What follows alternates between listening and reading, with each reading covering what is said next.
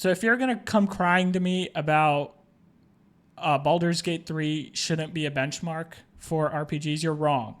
It should absolutely be a benchmark for people like you who have IPs like Diablo. Okay? You messed up when you decided to make the mobile game.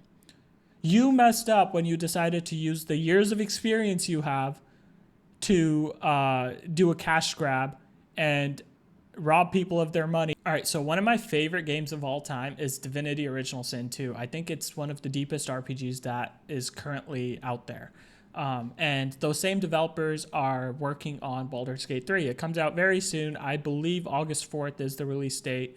And I've been trying to pay attention to all the videos that come out for that game. And this guy's video has recently been popping off. He's analyzed some sort of article that talks about why Baldur's Gate 3 is an anomaly. And I wanted to react to it live and give you guys my thoughts. So let's just get right into it. So this video is going to be a little bit rough because, well, I wasn't really prepared to make another video this week. However, before I go on vacation, I ended up stumbling upon an article, and I absolutely had to talk to you guys about it.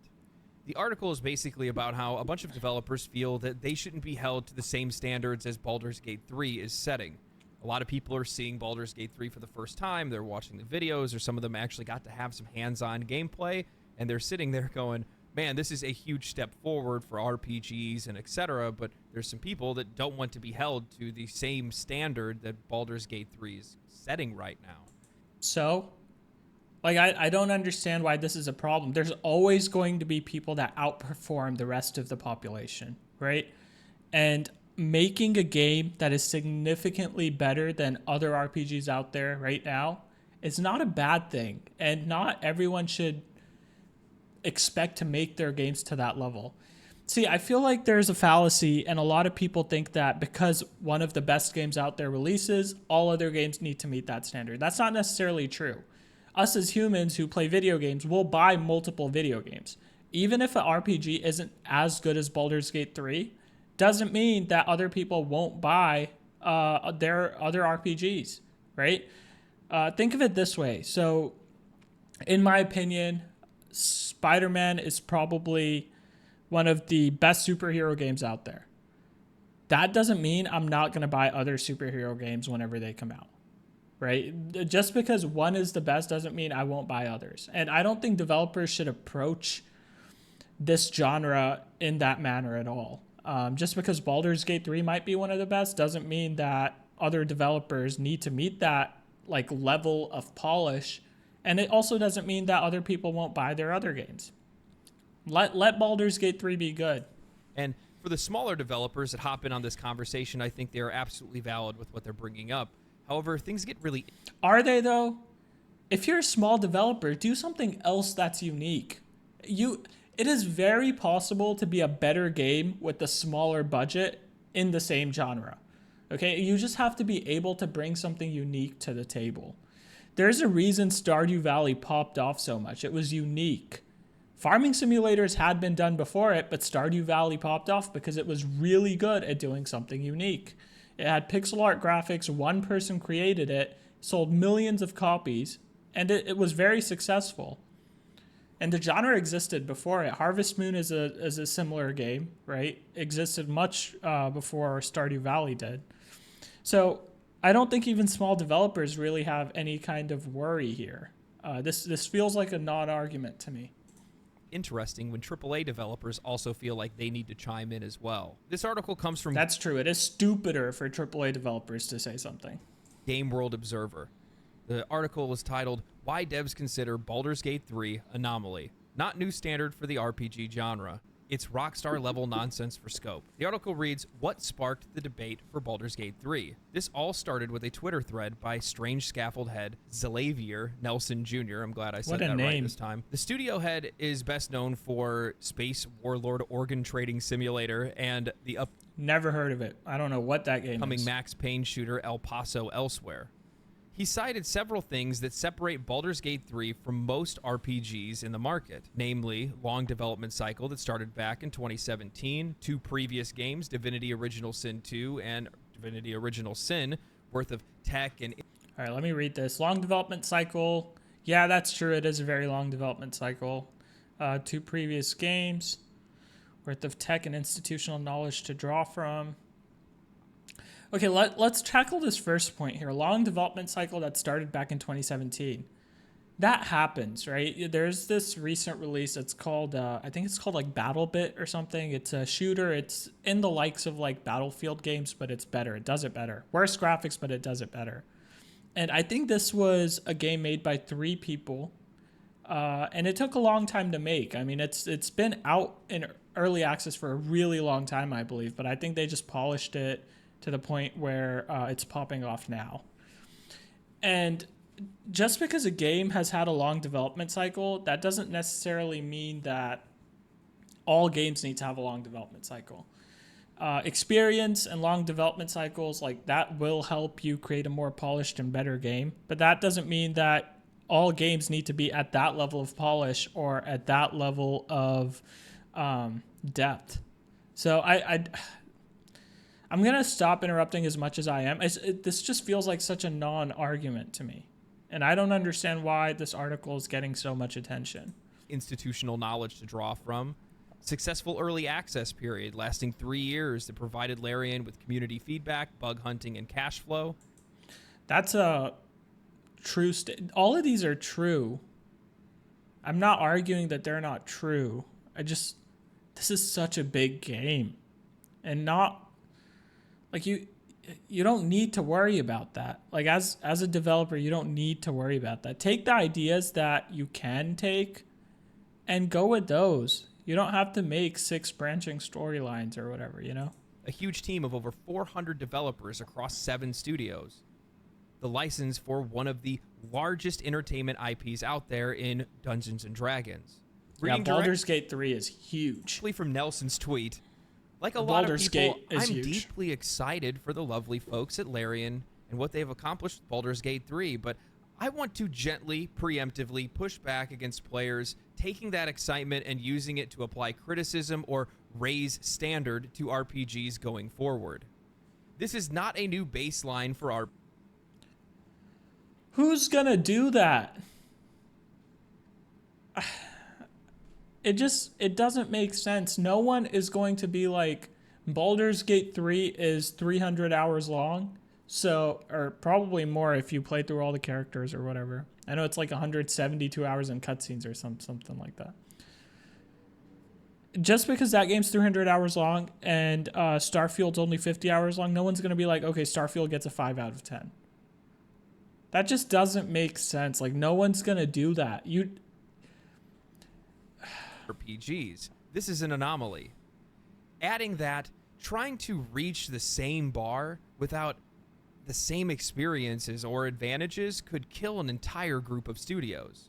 Adding on to that, Rebecca Harwick from Grimoire Games added, this whole thread, you can't be appalled by how much big games cost to make, and those lavish productions the standard by which all these games are judged. I hope Baldur's Gate 3 is a generous, once-in-a-lifetime RPG. I hope no one expects 10 to 20 to 40-person teams to make one. Now, most of the... I don't hope Baldur's Gate 3 is a once-in-a-lifetime RPG. Why would you say that? I hope it's an RPG that gives ideas for other RPGs to take on and make better RPGs. You know, like when I hope it's generation defining. Don't get me wrong. I want it to be really good, but I don't think it should be the last of its kind. When Breath of the Wild came out, it was generation defining, but they did make Tears of the Kingdom. There is Elden Ring, which took inspiration from it in terms of like exploration and stuff. I know they're very different games, but you know what I mean.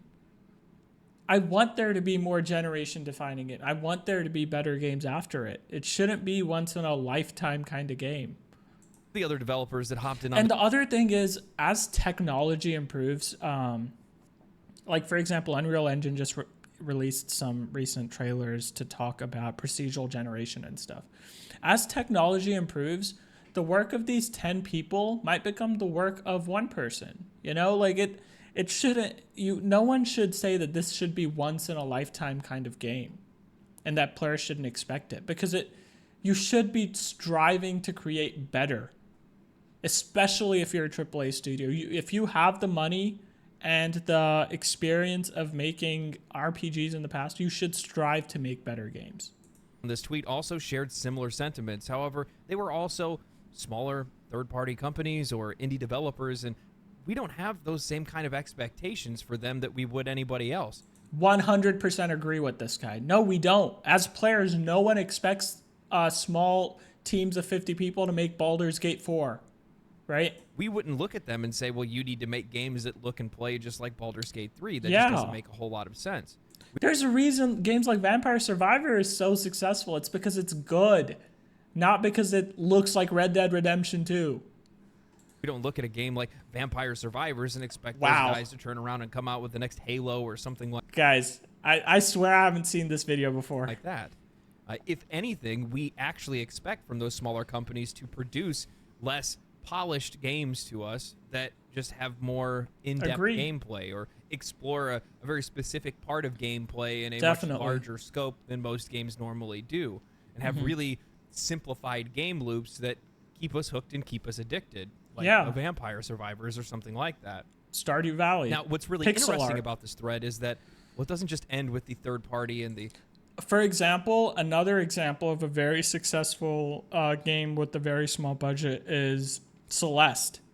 You know Celeste did not have the budget of a lot of the Mario games, like a lot of the Mario platformers.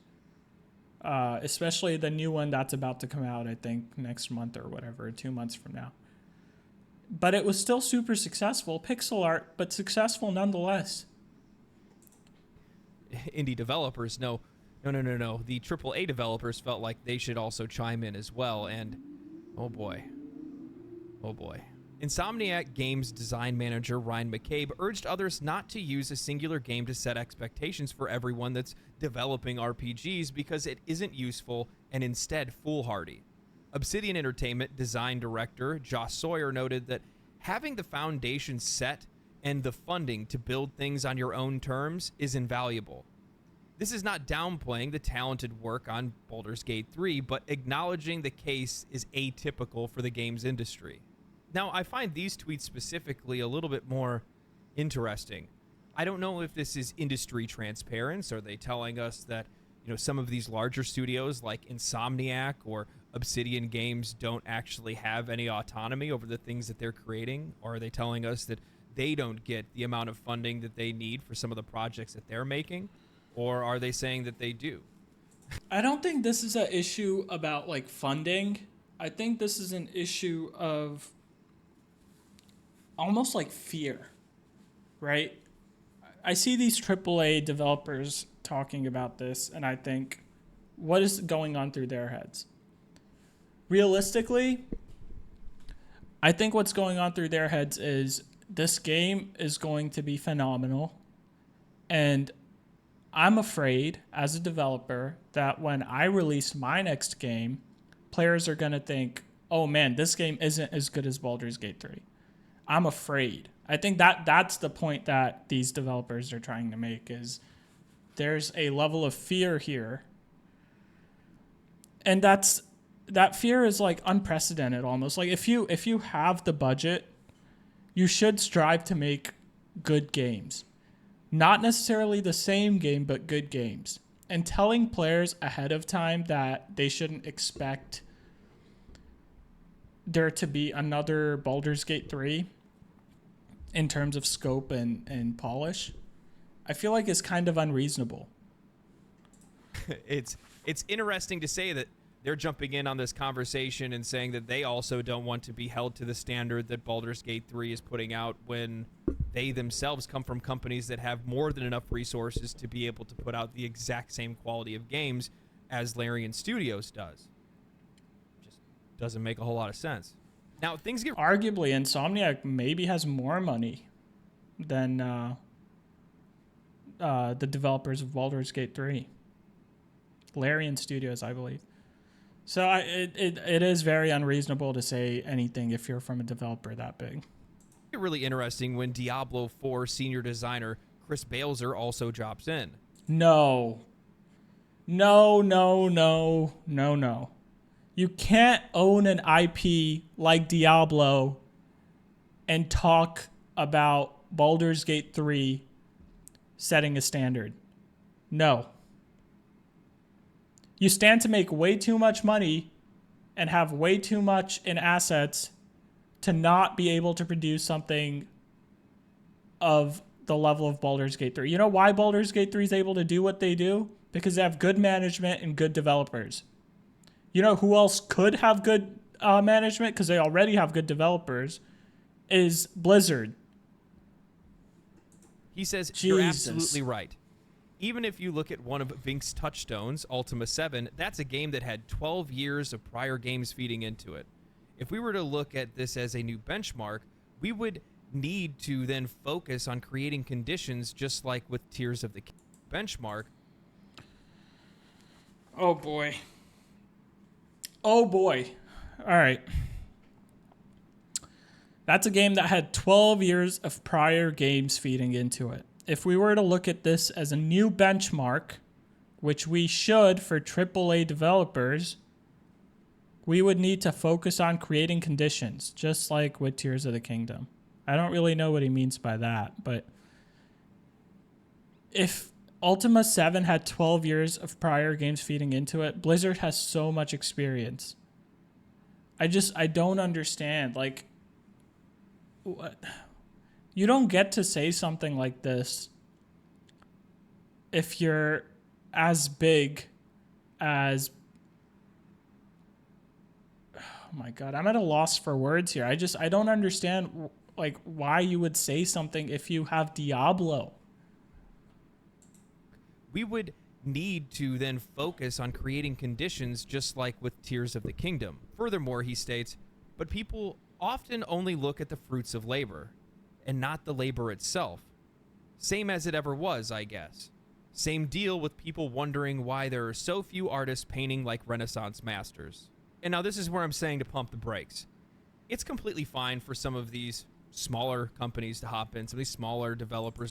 Which I still don't actually agree with. Like smaller developers saying, okay, I feel like there's a difference between saying players shouldn't look at this as a benchmark if you're a small developer and just being afraid and like letting players know, okay, don't do that. Which I still think is incorrect because I don't think players would do that. Okay? That's the problem I have with the smaller developers saying it. Because players wouldn't. Players would not be like, okay, I'm going to compare this game with a $1 million budget to this game with like a $20 million budget. Players would not compare those two. I also don't think that it's the same when small developers say it versus when big developers say it. If you're a AAA game developer, you don't get to agree with a very small indie game developer because it's not the same. You guys aren't going through the same trials and tribulations. You don't have to pinch pennies during every development cycle. To hop in and say, hey, don't hold us to these kind of standards, even though I think it's weird that they even bring it up because I can't imagine people actually doing that to them. But it's a completely different thing when you have Diablo 4 coming into the picture. We're talking about a company that has far more resources than Larian Studio does, far more people working for them, far more just money, experience, everything, far more everything. If we're going to be running by at least his idea of how things should work, well, then that should be the same case for Diablo 4. And Diablo 4 should show this massive evolution of the series from years of experience and all of the other games that's been feeding into it, whether that's Warcraft, StarCraft, Overwatch, whatever. It doesn't matter. 100% personally, agree. even though I like Diablo 4, it is definitely not that game. It's not. No, it's not. I love Diablo 4. Put a ton of hours into it. It's not that game. And the reason it's not isn't at fault of the developers. It's management. Like I said, I think it's always management. It's always the people who are putting you under time crunches and stuff like that. It's never like the actual developers themselves. I don't want to say never, there's probably a developer out there who puts no work in. But most of the time it's management. And if you hold an IP like Diablo and you're making Diablo 4 and Diablo 4 comes out and it's at the state that it's at, and then you say, okay, wait, but please don't hold games like Baldur's Gate 3 as the benchmark. What? You had your opportunity and you failed. Now don't go crying and moaning to me because you failed and you don't want players like myself to hold your games to a higher standard. Of course I'm going to hold your games to a higher standard. You have more money to spend on creating video games than a studio like Larian, but they did it better. No one said that, hold on, Diablo 4 can't have a 3-year early access cycle. No one told them that. That's a decision they made on their own. I don't know what goes on behind the scenes in terms of why they made that decision, why they didn't make that decision, but they could have taken the steps that Larian Studio made or took to create a polished title, right? They just chose not to. That's not my fault. That's not the player's fault. And the players shouldn't be told to do anything. Of course, I'm going to hold your game to a higher standard. Not that game that has 20 years of other games that are feeding into it. It's not the game that reflects all of this experience learned from prior Diablo titles. Now, like I said before, it is completely fine for some of these other companies to hop in and have their opinion and say, don't hold us to this standard. It's a completely other thing for these triple. I don't know if they necessarily said don't hold us to the standard. I think they said don't hold this genre to the standard, which I still disagree with. A companies to come in and try we'll go back and look at that in a to minute. use this as an excuse. No, because Larian did set the bar. They set the bar for you.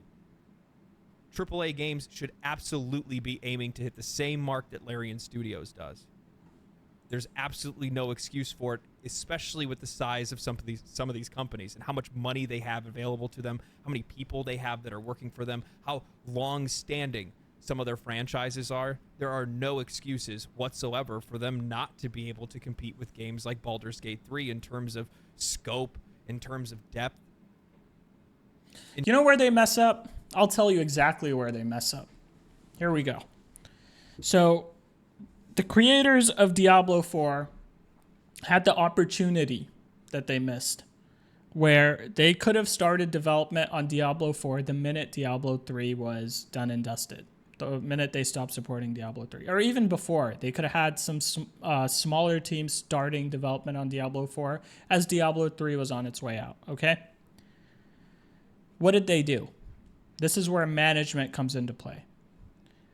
They decided, we are going to create a mobile game and we're going to milk this cow as long as possible. This IP, by this cow I mean this IP. We're going to milk Diablo as an IP as long as possible without having to put the work in and having massive returns on our investment.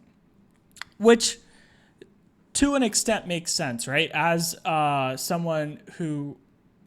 I believe Blizzard's a public company. You have your responsibility to the shareholders that you need to make them money. That's just how the world works. I'm sorry, that's just the truth of it. So to an extent, it makes sense. But here's where it messes up. You do need to make money, but a part of making money is being in good standing with your audience, with the players. You lose that standing when you decide, okay, Diablo 3 has ended, and instead of putting, like Larian did, 7 years of work into Diablo 4, we're going to jump right into a mobile game and make a ton of money from the mobile game, and then spend maybe, instead of 7 years, 4 years on Diablo 4. I don't know how long they spent exactly. It might have been longer. But my point is, even if they did spend 7 years on Diablo 4, they could have spent 10. Right? Or they could have allocated their assets differently to make Diablo 4 an even better game than it is. And I'm not saying Diablo 4 is a bad game, but it's not nearly as good as Baldur's Gate 3 is going to be. That's just cold, hard fact. And the core of this is Larian Studios decided after Divinity Original Sin 2, a phenomenal game, to start putting their assets into making a very polished and deep RPG game called Baldur's Gate 3.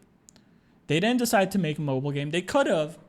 They could have spent maybe, I don't know what, a quarter of the money, maybe less, way less actually. I'm crazy. Maybe a 20th of the money to make a mobile game. But you know what? They decided we're going to spend every dime we have to make a very deep RPG. And that's what they did. So if you're going to come crying to me about Baldur's Gate 3 shouldn't be a benchmark for RPGs, you're wrong. It should absolutely be a benchmark for people like you who have IPs like Diablo. Okay? You messed up when you decided to make the mobile game. You messed up when you decided to use the years of experience you have to do a cash grab and rob people of their money by... Not rob people. People make their own decisions. You know, I'm a strong believer of that. So it's not necessarily that they robbed people of their own money, but they decided to make a microtransaction hell. That's on them. You could have focused on making Diablo 4's endgame a bit better before Season 1 even drops. That's what you could have focused on. In terms of performance, I mean, you look at Larian right now, and they've already come out and said, you know, we don't care about meeting a specific date. We want to make sure that when we release this game, it's going to play at 60 stable on the PlayStation 5. They're taking their time to make sure that the game comes out for the Xbox and it's in perfect working condition when it does, regardless of whatever hiccups or problems that they've had along the way. This is a company that holds itself to a standard, a quality standard that many developers don't anymore. This isn't a excuse for other developers not to be able to meet that. Especially if these other developers have the money and IP like Diablo. No. Instead, this is an example that they should be trying to follow in the footsteps of. I'm interested to hear your guys' thoughts on this. I, again, wasn't really planning on putting out another video. I'm going on vacation after this. I'll be back. It'll be a couple more weeks before I get any other videos out. I just wanted to give some light to this. I hope you guys enjoyed the video. If you guys did, subscribe to the channel. If not, that's cool too. Outside of that, stay cool, stay righteous, stay safe, my friends, and peace. Yeah, and I know he says it's okay when small developers said what they said. Like a lot of people, I'm deeply excited about what the lovely folks at Larian accomplished with Baldur's Gate 3, but I want to gently, preemptively push back against players taking that excitement and using it to apply criticism or raise standard to RPGs going forward. 1 out of 10. And then he has a whole thread. I didn't read the whole thread, so I don't know if he later on specifies that he's only talking about smaller developers.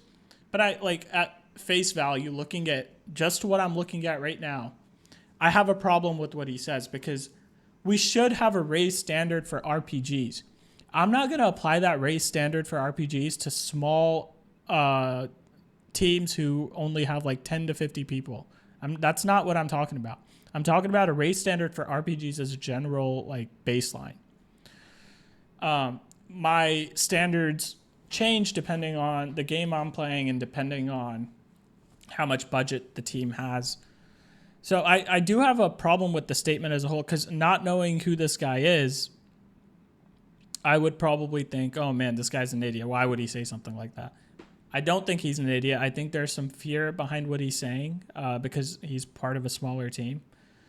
So I give him some, some slack here. I don't think he's necessarily stupid like the guy from the developer from Diablo. But I do have a problem with him like applying it to all RPGs because, when games release, when really good games release, they do set standards. That's what we want. That's how we improve as a society with anything, with any topic, right? We improve on something. There's a better monitor. Okay, that best monitor that's out right now is now the baseline for the best monitor, and future monitors should be better than that. Okay, so like Samsung, for example, releases phones every year. They try and make their best phones even better through the S line. So Galaxy S22, Galaxy S23. Next year is going to be Galaxy S24. That's going to be better than S23. No one is going to compare a Galaxy S24 to their really cheap A line or I think it's called Samsung A8, A9, whatever the phones are called. No one's going to compare those two. But there does need to be an improvement from, for example, if Apple sees the Galaxy S24 come out and it's a really good phone, Apple needs to make their next phone even better, right? That's how competition thrives. If you're in the sector that makes the best phones, you should try to always make better phones if your competition makes better phones. Apple's not going to be like, you know what, Samsung made a really good phone, but I want everyone to know, please, that no one else is going to make phones that good. Please don't hold that as the baseline. Please don't give our next iPhone a bad review because Samsung's phone is really good. Of course, we're going to give your next iPhone a bad review if it's worse than the Samsung phone. Comparing is how competition thrives, and we need to compare with these AAA developers. But like I said, I give these guys a little slack because they're smaller teams. It's like comparing HTC phones or OnePlus phones, which I don't think exist anymore, to Apple's phones. I won't necessarily do that, but I understand the fear perspective. And then I think someone added on to his tweet, she's also supposed to be she's a smaller developer as well. See, I have an issue with this as well, though. Like, I get that you're a small developer and it comes from a place of fear, but I don't like the statement where she says, I hope Baldur's Gate 3 is a generous once-in-a-lifetime RPG. I don't. I hope it's generation-defining, but I hope that the RPG sets a standard, right?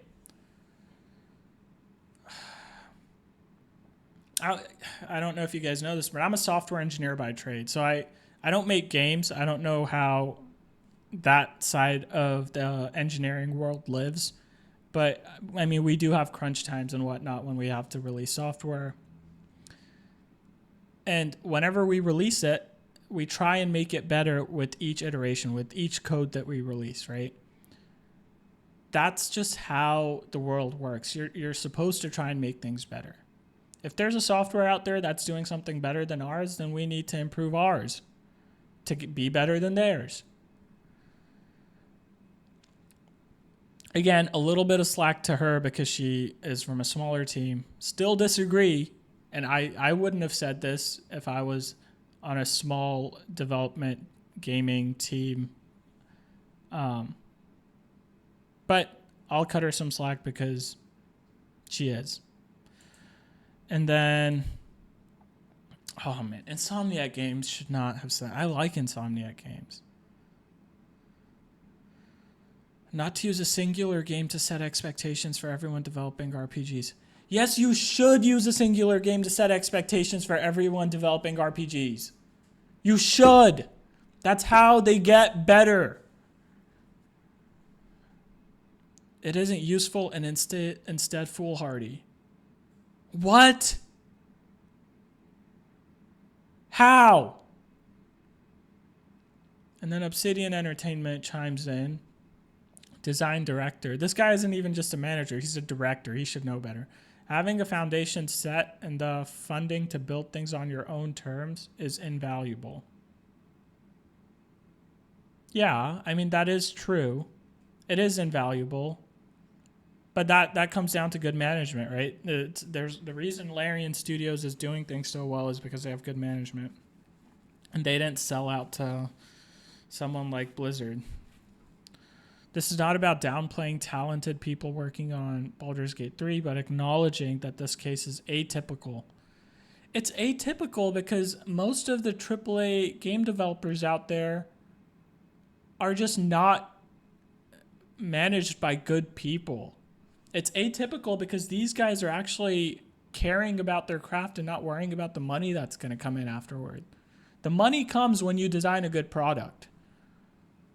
It shouldn't be inverse, right? You shouldn't worry about the money and design the product based on it. You should design a good product and then the money will come.